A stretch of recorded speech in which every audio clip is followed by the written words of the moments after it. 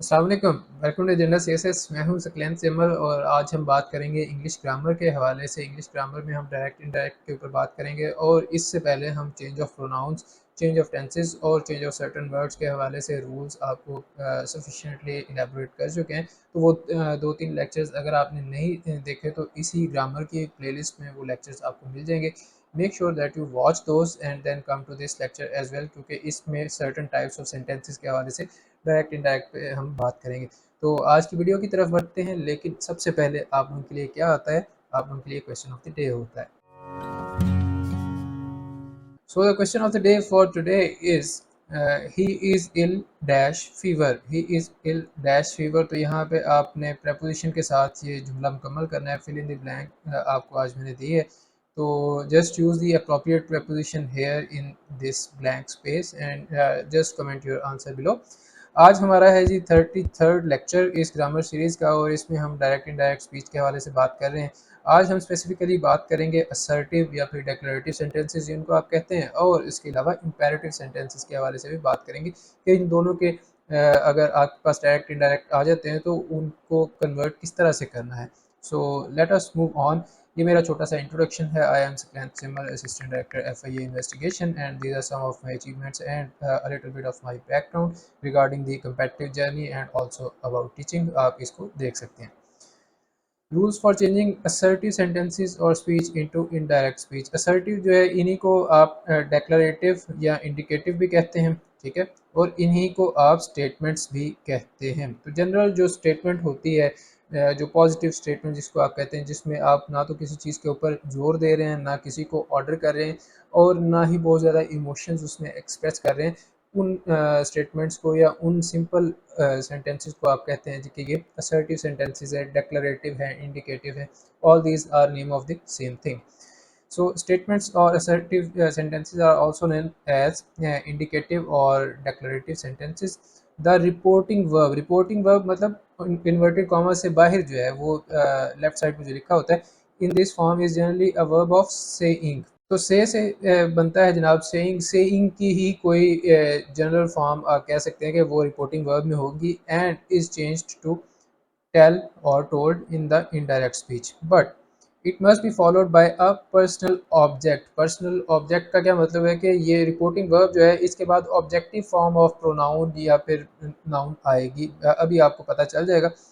And if no subject is mentioned, say और said should not be changed. अगर कोई subject नहीं mentioned, if no subject is mentioned, very important rule, क्योंकि अक्सर हम सोचते हैं कि अगर वहाँ पे सब्जेक्ट नहीं मैंशन तो से या सेड को हम किस तरह से चेंज करेंगे, तो वो आपने चेंज नहीं करना। लेकिन ये एक्चुअली सब्जेक्ट के बारे में है, और से के बाद आप हमेशा एक पर्सनल ऑब्जेक्ट लगाएंगे।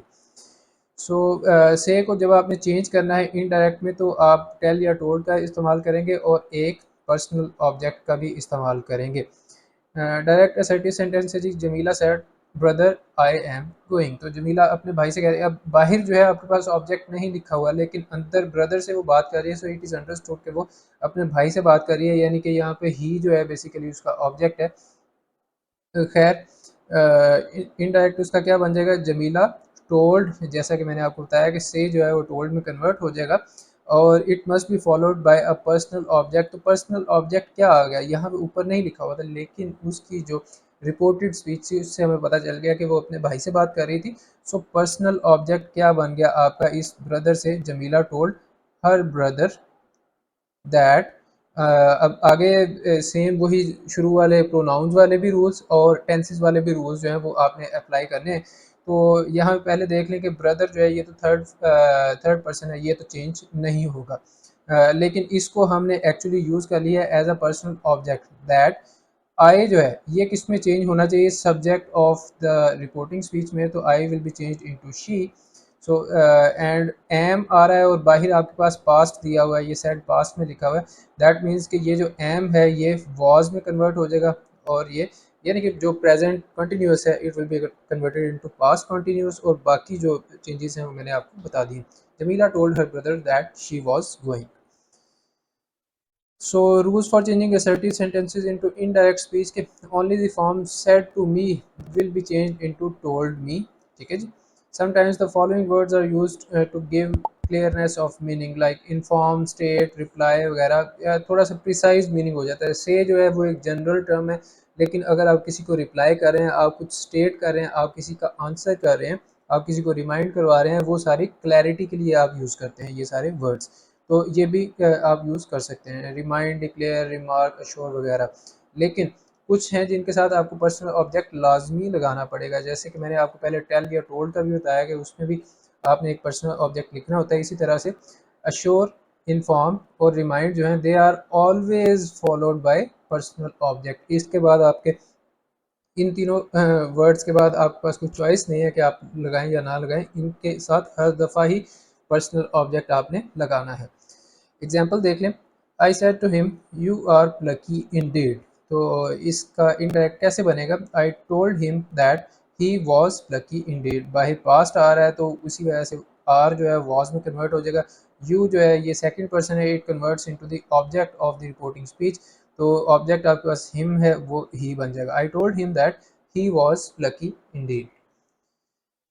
Next we have imperative sentences. तो पहले तो हमने डेक्लरेटिव या सिंपल स्टेटमेंट्स देख ली, लेकिन जो इम्पेरेटिव सेंटेंसेस हैं उनमें क्या होता है कि आप किसी को या तो कमांड कर रहे हैं कि ऑर्डर कर रहे हैं किसी बंदे को कि ये काम करो, या फिर किसी से रिक्वेस्ट कर रहे हैं कि काइंडली ये मेरा काम कर दे, या फिर किसी को एडवाइस, पीस ऑफ एडवाइस दे रहे हैं कि जी आपको ऐसा नहीं करना चाहिए, बड़ों के साथ प्यार से पेश आना चाहिए, बच्चों के साथ शफकत करनी चाहिए वगैरह वगैरह। तो ये जनरल एडवाइस की फॉर्म में है। तो इनको हम कहते हैं जी इम्पेरेटिव सेंटेंसेस। और इनकी पहचान ये है कि इनमें ये तीन टाइप के वर्ड्स आ सकते हैं। कोई कमांड का वर्ड हो सकता है, रिक्वेस्ट का और एडवाइस का। और कौन कौन से वर्ड होते हैं जी, अच्छा, the reporting verb is change into suitable verb of command. तो इसके लिए रूल सिंपल ये है कि जो बाहर जो इन्वर्टेड कॉमा से पहले लिखा होता है आपके पास सेड या टोल्ड वगैरह, उसको आप चेंज कर सकते हैं appropriate word of command, request और एडवाइस में, just to give more clarity, जैसे कि हमने पहले भी बताया। और वैसे भी इससे फर्दर आपको पता चल जाएगा कि जी वो कमांड कर रहा है या रिक्वेस्ट कर रहा है, क्या कर रहा है। So words of command are command, command, order, require, charge, bid, tell वगैरह, ये सारे कमांड के वर्ड्स हैं। इसी तरह से रिक्वेस्ट के वर्ड्स आप देखें तो request, bag, ask, implore, बिसीच, desire, solicit वगैरह, ये सारे रिक्वेस्ट के वर्ड्स हैं। और एडवाइस के वर्ड्स भी होते हैं, एडवाइज, अर्ज, एक्सहॉर्ट, परसुएड, फॉरबिड, इनसाइट वगैरह। तो इसकी एग्जांपल्स में देख लें। फॉर एग्जांपल पहली है जी ओपन द डोर, ये आप किसी को कमांड कर रहे हैं। इसी तरह stop talking, this is again a command. Close your books please, अब कोई एग्जामिनर जब आपको कहता है आपके पेपर में क्लोज योर बुक्स प्लीज़, या फिर क्लोज, टीचर आपको कहती है क्लास में कि क्लोज योर बुक्स प्लीज़, तो वो आपसे रिक्वेस्ट करेंगे काइंडली बुक्स बंद कर दें, काफ़ी टाइम आपने रिवीजन कर लिया, अब ज़रा आपसे सुनते हैं। And tell me the truth, so this is again a request या फिर एडवाइस आप कह सकते हैं। ठीक है जी। Rules for changing the imperative sentences और स्पीच इनटू इनडायरेक्ट। तो पहला तो हमने देख लिया जी, पहला रूल क्या था कि suitable verb of command, request या एडवाइस में आप चेंज करेंगे रिपोर्टिंग वर्ब को। दूसरा रूल क्या है, remove the comma and inverted commas, commas और इन्वर्टेड कॉमास आप हटा देंगे, कंजंक्शन आपने यूज़ नहीं करनी। फिर है जी change the verb of the reported speech into an infinitive. अब इन्फिनेटिव जो है ये बात समझने वाली है, पहले मैं वैसे इसी ग्रामर सीरीज़ में आपको इन्फिनेटिव के और इसकी टाइप्स के बारे में बता चुका हूँ। Into an infinitive by placing before it the preposition to. तो जो वर्ब है रिपोर्टेड स्पीच का, मतलब जो इन्वर्टेड कॉमास के अंदर आपका वर्ब है, उसको इन्फिनेटिव में चेंज करना है। इन्फिनेटिव क्या होता है जी, ये होता है टू प्लस फर्स्ट फॉर्म। इस ये जनरल पहचान है इसकी, वैसे इसको टू इन्फिनेटिव कहते हैं। बेयर इन्फिनेटिव भी इसके अलावा होता है, बट उसकी टाइप्स के बारे में अभी हम बात नहीं करेंगे। द पॉइंट इज़ कि infinitive is not the main verb of a sentence, it is a form of verb, कि ये वर्ब की फॉर्म तो है, लेकिन ये उस वक्त एक्ट नहीं कर रहा होता main verb of the sentence. उस जुमले के अंदर जो मेनली काम या मेन एक्शन, मेन जो चीज़ आप एक्सप्लेन कर रहे हैं या कोई भी एक्टिविटी है, वो और है। और infinitive is also a form of verb, but it is not the main focus in that sentence. अभी आगे जाएंगे तो आपको मज़ीद क्लियर भी हो जाएगा। खैर, आपने जो रिपोर्टेड स्पीच का वर्ब है उसको इन्फिनेटिव बनाना है, कैसे, by just adding the preposition to before it. यानी कि आपके पास जो वर्ब लिखा हुआ था, से दिस इज़ अ वर्ब, उससे पहले आप टू लगा के जनाब उसको इन्फिनेटिव बना देंगे, इतना सा काम आपने करना है। ठीक है, ये रूल नंबर 4 हो गया आपके पास। Number 5, deal with the person of the pronouns of the reported speech as shown already. तो ये हमारा जो पहला लेक्चर था आई थिंक उसमें चेंज ऑफ प्रोनाउंस के हवाले से हमने बताया था कि जो फर्स्ट पर्सन होता है रिपोर्टेड स्पीच की अभी हम बात कर रहे हैं, रिपोर्टेड स्पीच के ही प्रोनाउंस जो है वो चेंज होते हैं। फर्स्ट पर्सन जो है वो रिपोर्टिंग स्पीच के सब्जेक्ट में चेंज हो जाता है, सेकंड जो है वो उसके रिपोर्टिंग के ऑब्जेक्ट में चेंज हो जाता है, और थर्ड जो है वो नहीं चेंज होता, नो चेंज। ठीक है, तो इस रूल को आपने एज इट इज़ अप्लाई करना है। और जो छठा है, all nouns and pronouns in vocative case in the reported speech are turn into the personal object of the reporting verb. इस चीज़ को समझिएगा कि कभी कभी स्पीच में आप किसी बंदे का नाम लेके पुकारते हैं, अमजद क्या हमें वहाँ जाना चाहिए, यासिर तुम ये बैग लेकर मेरे साथ आओ। ठीक है, फॉर एग्जांपल ये स्पीच है, उर्दू की बात कर रहा हूँ अभी मैं। तो क्या है कि मैंने उन दोनों का नाम लेके बुलाया है, इसको हम कहते हैं वोकेटिव केस। वोकेटिव केस जब आपके पास आएगा, उस वोकेटिव केस की जगह पे आप उसी का ऑब्जेक्ट यूज़ करेंगे, और वो किसका ऑब्जेक्ट बन जाएगा, it will become a personal object of reporting verb. जो बाहर आपका वर्ब लिखा हुआ था, सेड है, आस्क्ड है वगैरह जो भी है, उसका पर्सनल ऑब्जेक्ट बन जाएगा। क्या बन जाएगा, जो वोकेटिव था और personal object of the reporting verb that is outside of the speech marks. ठीक है, आई होप कि इट इज़ क्लियर। मैंने 2 दफ़ा एक्सप्लेन भी कर दिया, अभी मैं आपको एग्जाम्पल के साथ भी समझा देता हूँ। तो एग्जाम्पल देख लें, ये देखें अली वाली जो एग्जाम्पल है इसमें आपको समझ आ जाएगा। खैर, he said open the door, तो he told me to open the door, क्योंकि अब ओपन द डोर आप अपने ऊपर ले रहे हैं कि भाई वो मेरे से बात कर रहा था, तो he told me to open the door. Similarly he said Ali sit still, ये है जी आपका वोकेटिव केस कि जिसमें आप अली को नाम लेके स्पीच मार्क्स में पुकार रहे हैं, and it will become the personal object of the reporting verb. बाहर आपके पास सेड लिखा हुआ था, उसको आपने टोल्ड में कन्वर्ट कर दिया, टोल्ड का ये पर्सनल ऑब्जेक्ट बन गया है, ही टोल्ड अली। और ऊपर जो रूल नंबर 4 था, टू प्लस फर्स्ट फॉर्म आपने उसका बनाना है इन्फिनेटिव। तो सिट है, सिट से पहले मैं लगा देता हूँ टू, जैसे कि ऊपर रूल में लिखा हुआ था, he told Ali to sit still, बस दैट्स इट। ठीक है जी। Next we have she said stop talking, तो यहाँ पे वो ऑर्डर दे रही है, शी सेड स्टॉप टॉकिंग, तो she ordered me to stop talking.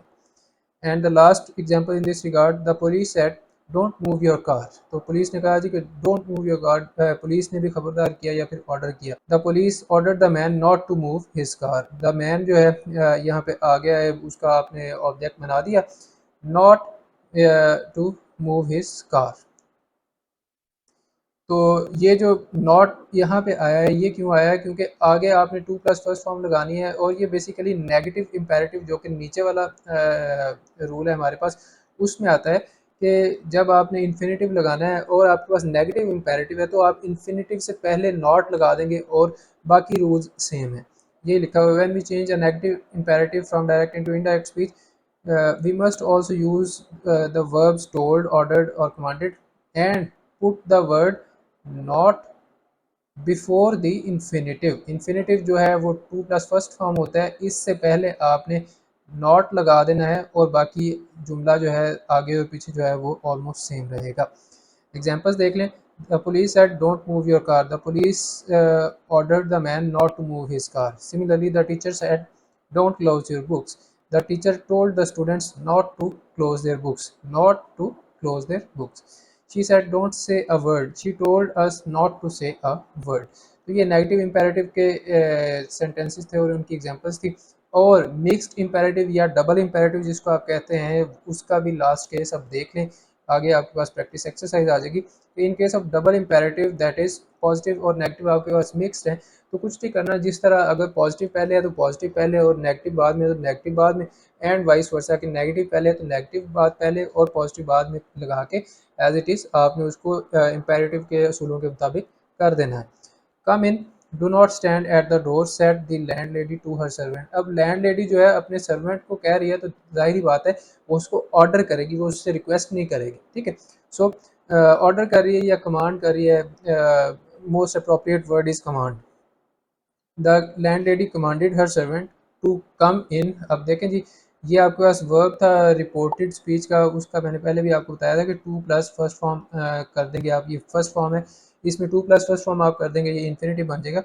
Her servant to come in and not to, not plus to plus first form, ठीक है जी, not to, not plus infinitive and not to stand at the door. ये आपके पास जनाब double imperative या फिर mixed imperative का भी इनडायरेक्ट बन चुका है। और आज की प्रैक्टिस एक्सरसाइज आपके पास, इसमें 6 जुमले हैं जी, इनको डायरेक्ट और इनडायरेक्ट को चेंज कर दें, अगर डायरेक्ट हो तो उसको इनडायरेक्ट में चेंज कर दें, अगर इनडायरेक्ट है तो उसको डायरेक्ट स्पीच में चेंज कर दें। The teacher said to the students open your notebooks and revise your lesson. Second, he said to the boys, don't misbehave with your parents. Third, the teacher requested me not to elaborate my answers unnecessarily. Fourth, he said to me, I am ill. Fifth, he told me that he was going to the store. And sixth, my friend said to me, you are a good driver. तो इनके answers जो है अपनी copy पे, अपने page पे या फिर कमेंट्स बॉक्स में नीचे लिख दीजिए। सो अगर अभी तक आपने ये सारे आंसर्स लिख दिए हैं, सारे ये 6 के 6 अटैम्प्ट कर लिए, then you can move forward towards the answer की which is this. So this is the answer key for today's questions. First का आंसर है जी, the teacher ordered the students to open their books and revise their lesson. He advised the boys not to misbehave with their parents. The teacher said to me, please don't elaborate your answers unnecessarily. Fourth है जी, he told me that he was ill. Fifth है, he said to me, I am going to the store. And sixth is, my friend told me that I was a good driver. So these are all the answers for today's test. मैं उम्मीद करता हूँ कि आपको video पसंद आई हुई होगी। आपके जितने आंसर ठीक हैं उनको नीचे कमेंट बॉक्स में ज़रूर लिखिएगा, ताकि मुझे अंदाज़ा हो कि आपको कितनी समझ आ रही है और आपके कितने कॉन्सेप्ट्स क्लियर हैं। मज़ीद वीडियोज़ के लिए चैनल को सब्सक्राइब कर लें। आपका कोई क्वेश्चन है तो उसको नीचे कमेंट्स बॉक्स में लिख दें। वीडियो को अपने दोस्तों के साथ भी शेयर किया करें, और अगर आप चैनल पे नए हैं तो चैनल को ज़रूर सब्सक्राइब कर लें। मिलते हैं आपसे नेक्स्ट वीडियो में, तब तक के लिए टेक केयर, अल्लाह हाफ़िज़।